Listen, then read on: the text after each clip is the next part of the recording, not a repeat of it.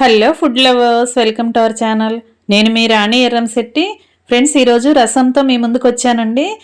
Veg curries కానీ non veg curries కానీ fry చేసుకున్నప్పుడు ఇలా నేను చూపించబోయే టమాటో రసాన్ని ప్రిపేర్ చేసి సర్వ్ చేసుకున్నారంటే చాలా చాలా టేస్టీగా ఉంటుందండి. నేను చూపించబోయే ప్రాసెస్ అంతా కూడా చాలా డిఫరెంట్గా అనిపిస్తుంది. టేస్ట్ కూడా చాలా చాలా బాగుంటుందండి రసానికి.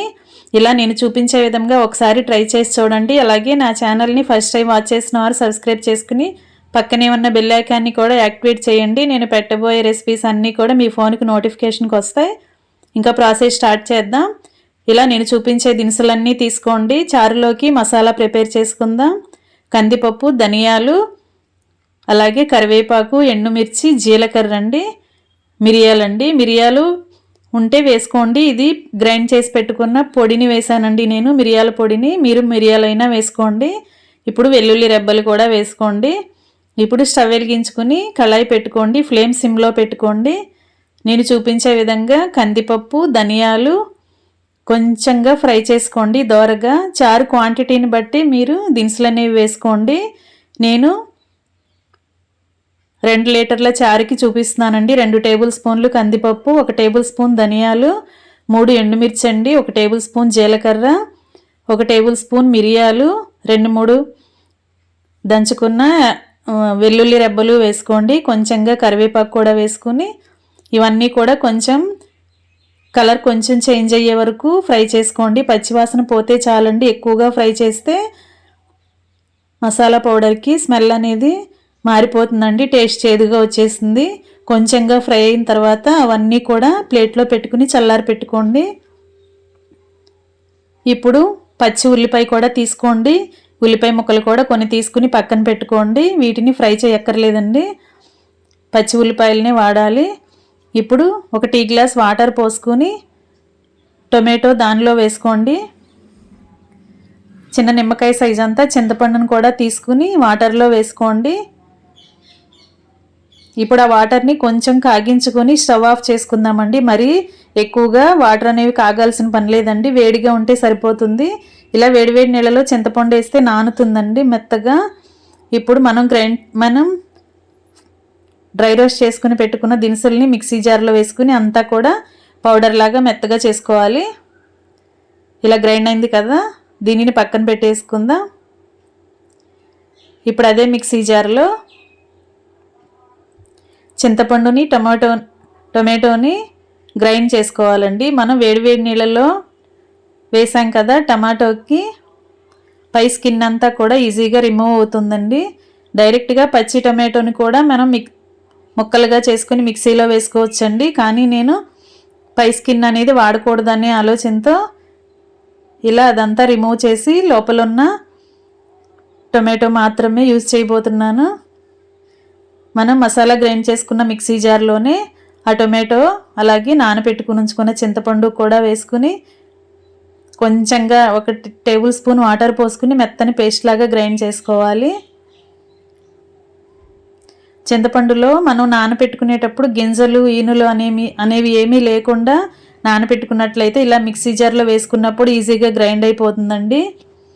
ఇప్పుడు అలా గ్రైండ్ అయిన పేస్ట్ అంతా కూడా ఒక కళాయిలో వేసుకోండి. ఇప్పుడు తగినన్ని వాటర్ పోసుకోండి. మనం క్వాంటిటీ ఎంత రసం పెట్టుకోవాలనుకుంటున్నామో దానికి తగ్గట్టు వాటర్ పోసుకోండి. ఇప్పుడు మనం గ్రైండ్ చేసి పెట్టుకున్న మసాలా పొడి అంతా కూడా అలా వేసేసుకోండి. టేస్ట్కి సరిపడా సాల్ట్ వేసుకోండి. 1 అర టీ స్పూన్ కారం వేసుకోండి. మనం దినుసులు ఫ్రై చేసినప్పుడు ఎండుమిర్చిని కూడా వేసాం కదా, అందుకే కారాన్ని తగ్గించి వేసుకోండి. చిటికెడు పసుపు కూడా వేసుకుని కొన్ని కరివేపాకు రెబ్బలు కూడా వేసుకోండి. వీటిని ఒకసారి బాగా గరిటెతో కలుపుకొని కళాయిని స్టవ్ మీద పెట్టుకుని ఫ్లేమ్ మీడియంలో పెట్టుకుని మరిగించుకోవాలి. ఇలా మూత పెట్టుకున్నామంటే చారు అనేది మరగటం స్టార్ట్ అవుతుందండి. ఒకసారి మూత తీసుకుని చూసుకున్నట్లయితే మరుగుతున్నాయి కదా. ఇలా మరిగించుకుంటే మనం వేసిన మసాలా పౌడర్లో ఉన్న ఘాటంతా కూడా అలా రసానికి దిగుతుందండి. వాటర్లోకి దిగి చింతపండు పులుపు కానీ టమాటో పులుపు కానీ చక్కగా వాటర్కి బాగా పడుతుందండి. ఇలా కొంచెంసేపు మరిగించుకోవాలి. అప్పుడే మనం వేసిన ఇంగ్రీడియంట్స్ అన్నీ కూడా వాటర్లోకి బాగా దిగుతాయి. ఈలోపు మనం పోపు రెడీ చేసుకోవాలి. ఒక గిన్నెని తీసుకోండి, 2 గరిటెల ఆయిల్ పోసుకోండి. 2 టేబుల్ స్పూన్ల ఆయిల్ పోసుకుని ఆవాలు, మెంతులు, జీలకర్ర వేసుకోండి. కొన్ని కరివేపాకులు కూడా వేసుకోండి. ఒక పావు టీ స్పూన్ ఇంగువ కూడా వేసుకోండి. అలాగే సన్నగా కట్ చేసుకున్న ఎండుమిర్చి ముక్కలు కూడా కొన్ని వేసుకోండి. పోపుని పక్కన పెట్టుకుందాం. ఒకసారి చారుని చూసుకున్నట్లయితే బాగా మరుగుతున్నాయి కదా, ఒకసారి వాటర్ని టేస్ట్ చూసుకోండి. సాల్ట్ కానీ చాలకపోతే యాడ్ చేసుకోండి. ఇప్పుడు ఇలా కాగుతున్నప్పుడు చిన్ని బెల్లం ముక్కను వేసుకోండి. బెల్లం టేస్ట్ అనేది రసానికి చాలా చాలా బాగుంటుందండి.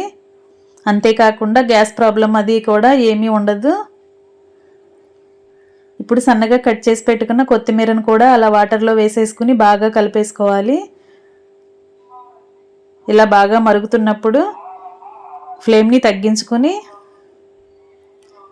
కాగించుకోండి. ఎక్కువగా హై ఫ్లేమ్ పెట్టామంటే మనం వేసిన మసాలా పొడి అంతా కూడా పొంగిపోయి కింద కొలిగిపోతుందండి. అలా కాకుండా మీడియం ఫ్లేమ్లో పెట్టుకుని చక్కగా మరిగించుకున్నామంటే ఆ స్మెల్ అంతా కూడా, ఘాట్ అంతా కూడా చక్కగా వాటర్కి పడుతుంది.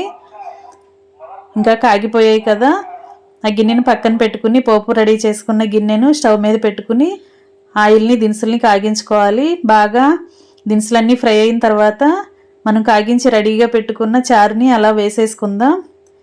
పోపు వేసేసుకున్నాం కదా, ఇప్పుడు రెడీ అయిపోయిందండి ఎంతో టేస్టీగా ఉండే టొమాటో రసం. ఈ రసాన్ని వెజ్ కర్రీస్కి కానీ నాన్ వెజ్ కర్రీస్ కానీ ఫ్రై చేసుకున్నప్పుడు చక్కగా ఈ రసాన్ని కూడా ప్రిపేర్ చేసి ఫ్యామిలీకి సర్వ్ చేయండి. చాలా చాలా టేస్టీగా ఉంటాయండి. ఒకసారి నేను చూపించిన విధంగా ట్రై చేసి చూడండి, మీ అందరికీ కూడా నచ్చుతాయి. వీడియో నచ్చినట్లయితే లైక్ చేయండి. Thanks for watching. నేను మీ రాణి ఎర్రంశెట్టి.